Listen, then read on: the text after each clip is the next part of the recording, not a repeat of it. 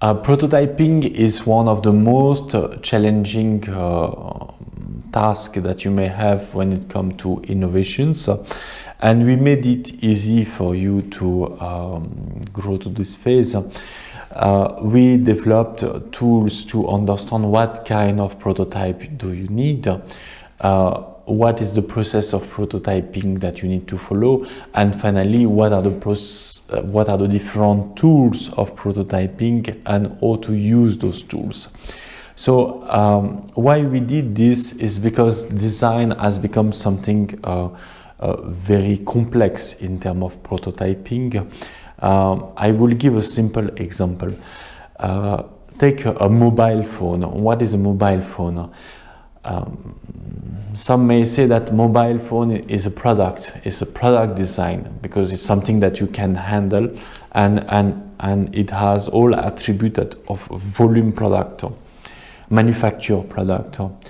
But if you start using a mobile phone, you will see that there is app within the mobile phone, and those apps are more related to service design than product design. Those apps are working with each other, interacting with each other, and they work as a system. So we will speak about systems design.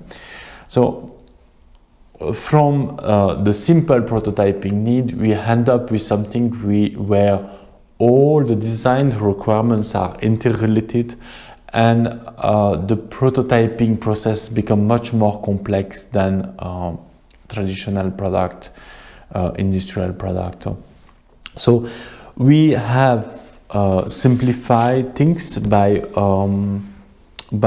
adopting the 4 types of prototyping needs that you may require for any design, actually.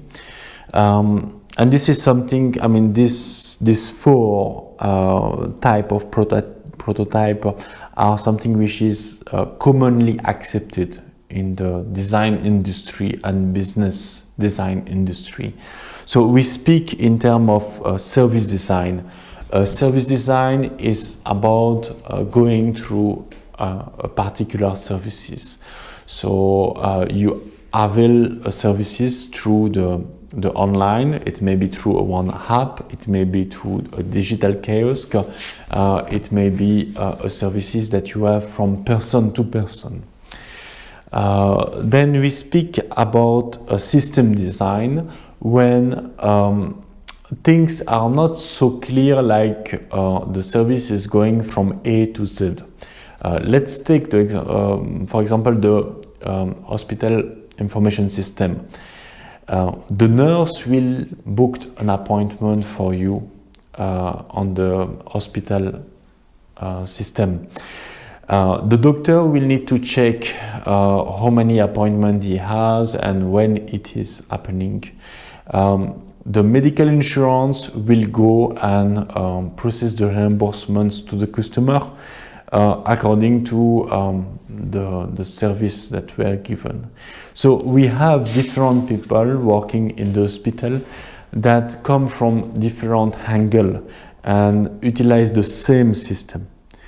So it's not A to Z services, but it is one single point with different entries. So in that particular case, we will speak about a system.